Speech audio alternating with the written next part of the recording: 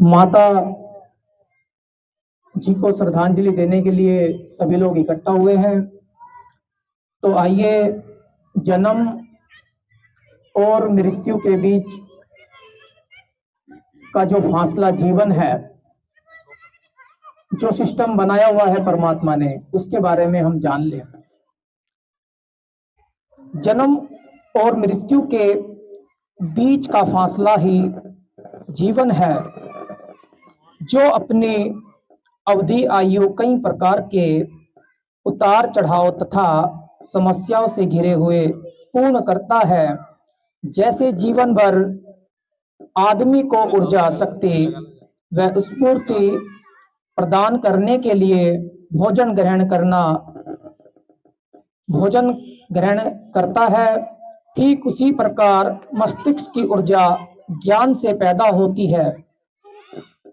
पावन योग वशिष्ठ में सृष्टिकर्ता वाल्मीकि दयावान कहते हैं, शास्त्र और गुरु आत्म दर्शन नहीं करा सकते, उसका दर्शन तो केवल अपने आप ही अपनी स्वस्थ बुद्धि द्वारा होता है।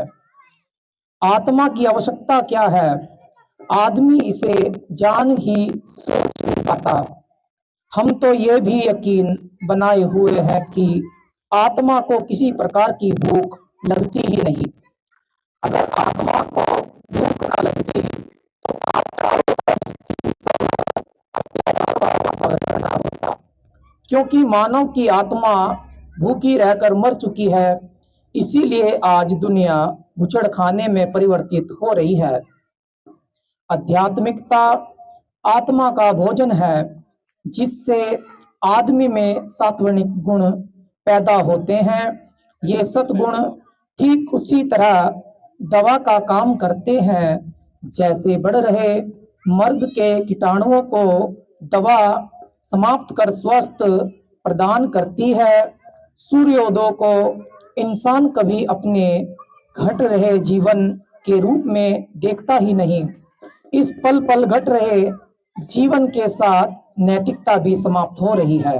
कारण आत्मा की इसी सुख सुधा भूख, जिसका आहार है आपके हाथ में यह आदि नित्य नेम, जिसके जाप से आपको आत्म बल, मानसिक शांति, जीवन में सुख व पवित्रता मिलेगी। आपके भीतर उठने वाले विभिन्न सवाल विचार जो प्रश्न बन आपको परेशान करें, उन सभी का समाधान आपको नित्य नेम की एक एक पंक्ति से प्राप्त होता है।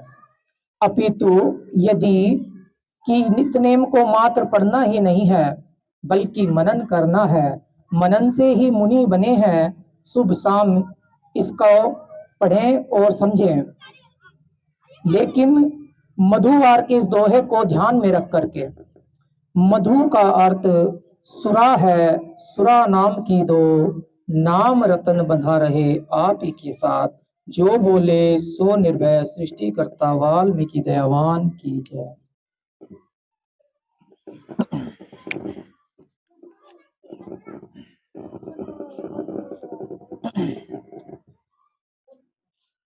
आइए जाने जन्म और मृत्यु के कारण क्या है। क्यों इंसान जन्म लेता है और अपने पूरे जीवन का कार्यकाल जीने के पश्चात वो कहां पे चला जाता है।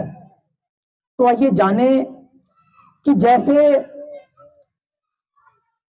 नदियां दौड़ती हैं, पर्वतों से, तालाबों से होती हुई शांत कहां पे होती हैं आकर के।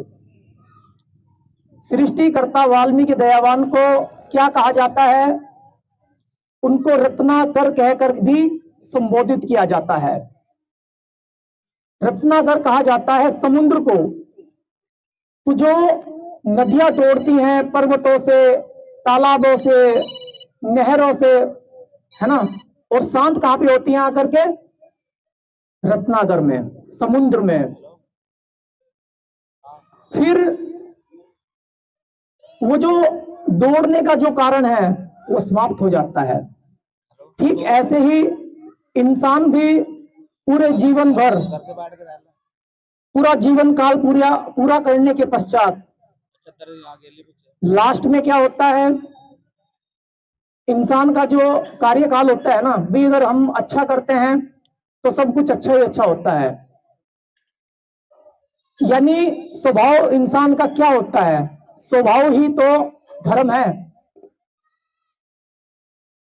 स्वभाव ही धर्म है। ये बड़ी बड़ी मालाएं पहन लेना है ना, कोई तो पूरा सिर मुंडवा लेता है, कोई दाढ़ी छोड़ देता है, कोई जनेऊ धारण कर लेता है।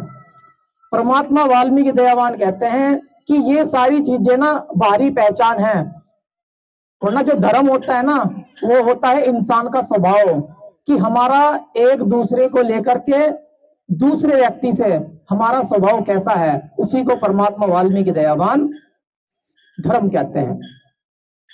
धर्म मीन्स धारण करना। भी परमात्मा वाल्मीकि दयावान ने पुरुषार्थ को 4 हिस्सों में बांटा है।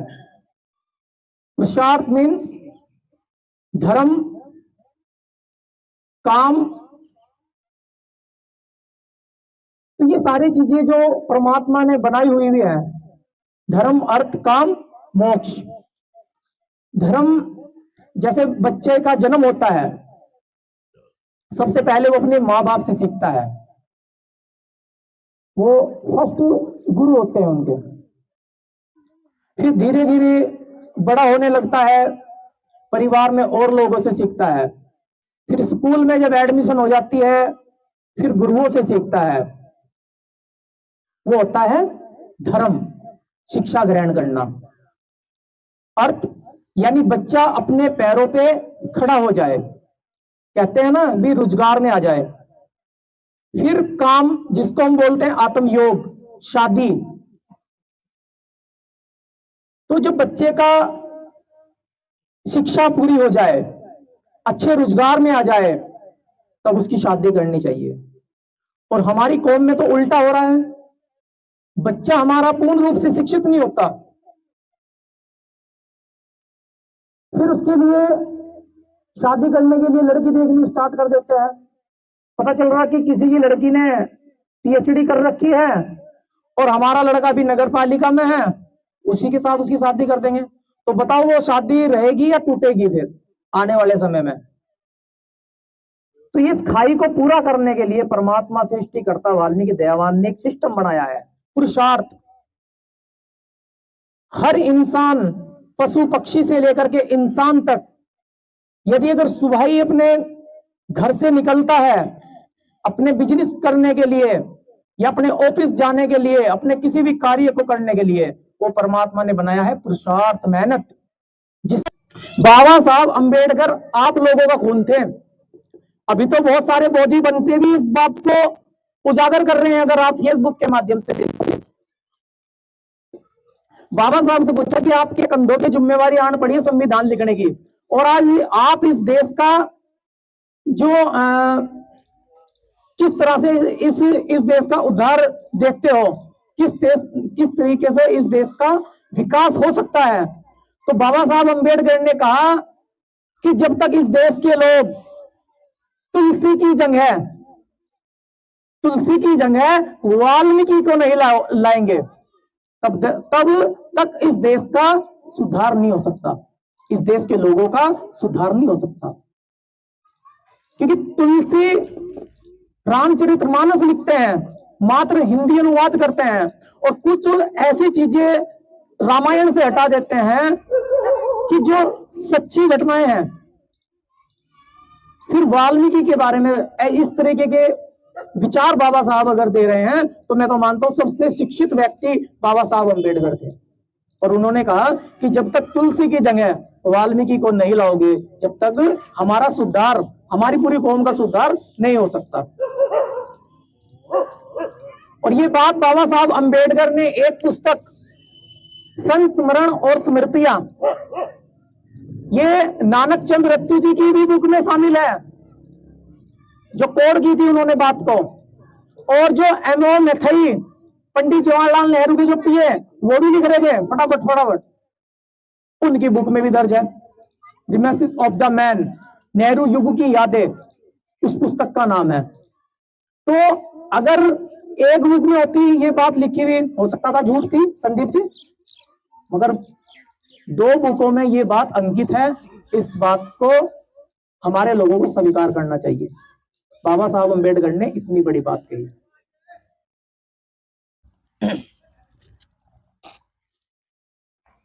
अक्षयवार, अक्षय अर्थ अविनाशी तू ही अक्षय समुद्र, तू तो जल भंडार है, मैं हूं जल की बूंद। अक्षय कुमार ने अक्षय को जाना, जीवन अपना किया बलिदाना। अक्षय ज्ञानी निसे मोहा, जीवन है तो जीवन सोहा। मोहे अपने में लो रत्नाकर, बूंद बजे निस्तर में आकर। घूम लिया ये बहुत संसार, अब ना राखो मोहे न्यारा। नश्वर की ना चाह करूं, अक्षय से हो प्यार। रत्नाकर जी की जी भव रत्नाकर पार। आदे वाल्मीकाय नमो नमः। आज जन्म और मृत्यु पे बात हो रही है। तो अभी जो हमने अक्षयवार का पाठ किया है, एक छोटी सी पंक्ति में परमात्मा वाल्मीकि देवान ने कितनी बड़ी बात समझाने की कोशिश की है पूरी दुनिया को, पूरे विश्व को, कि नश्वर की ना चाह करूं, अक्षय से हो प्यार। नश्वर कहा जाता है कि जिसका नाश हो जाता है। भी आपने अगर कोई पौधा लगाया है ना, तो थोड़ी देर में अगर उसको पानी ना मिला मुरझा जाएगा। नश्वर की ना चाह करूं, अक्षय से हो प्यार। तो हमने उसको पूजना चाहिए कि जिसका ना ही तो जन्म ना मृत्यु, वही ईश्वर है। वरना अगर हम इंसानों को पूजते रहेंगे ना, क्योंकि इंसान जो है वो बड़ा धनवान हो सकता है, बड़ा ज्ञानवान हो सकता है, बड़ा अच्छा स्वभाव हो सकता है, मगर परमात्मा नहीं हो सकता। तो इसीलिए इसी बात को दोहराते हुए गुरु नानक देव जी ने भी कहा था कि एको सिमरिये नानका, जो जल थल रिया समाए। दूजा काहे को सिमरिये, जो जन्मे ते मर जाए। कि जिसने जन्म लेना है और मृत्यु को प्राप्त होना है, परमात्मा के चरणों में जा विराजमान होना है, विलीन होना है, वो मेरी और आपकी तरह इंसानी है। उसे पूछ के क्या फायदा बताओ। जन्म और मृत्यु को लेकर भी अक्षयवार में बात आती है कि अक्षय अर्थ अविनाशी तू, अक्षय अर्थ अविनाशी तू ही अक्षय समुद्र। पता चल गया ना रत्नाकर क्यों कहा जाता है। वो किसी इंसान के साथ में ना जोड़ो रत्नाकर को, ये मूर्ख लोगों का काम है जोड़ना।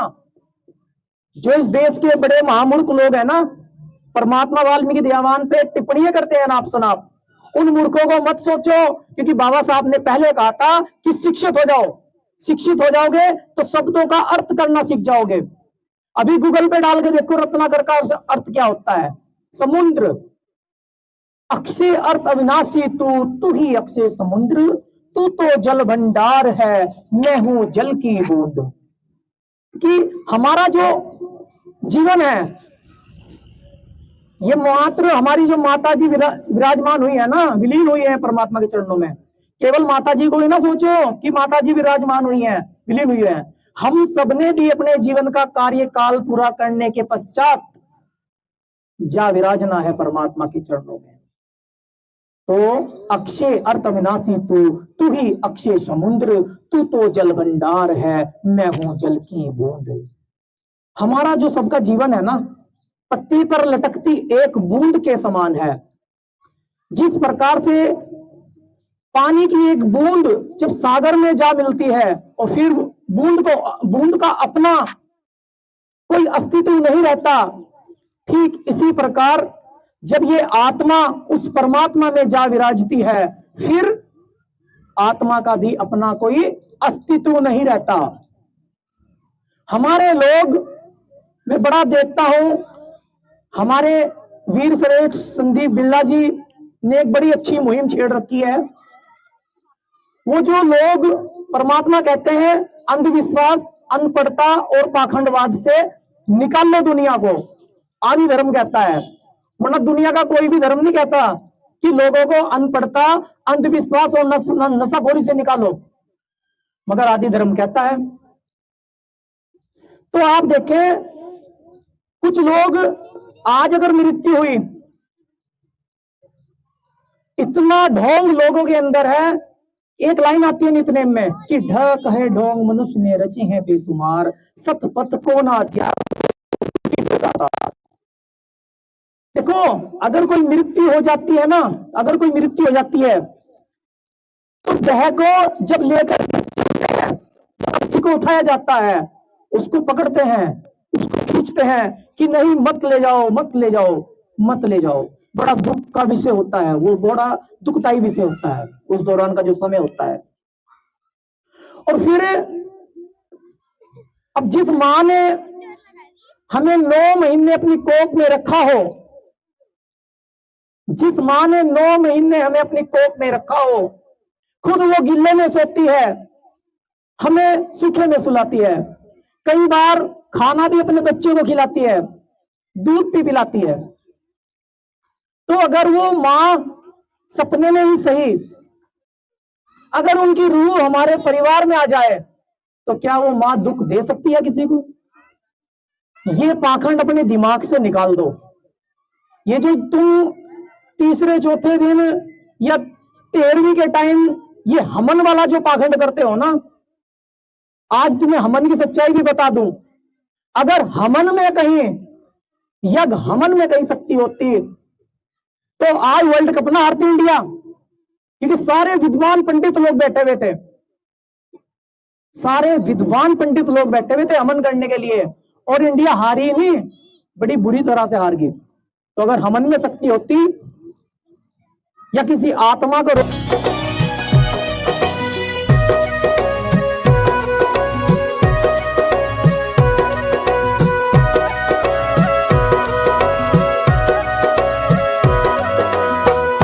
सीता मान की इच्छा तुझे बाल की,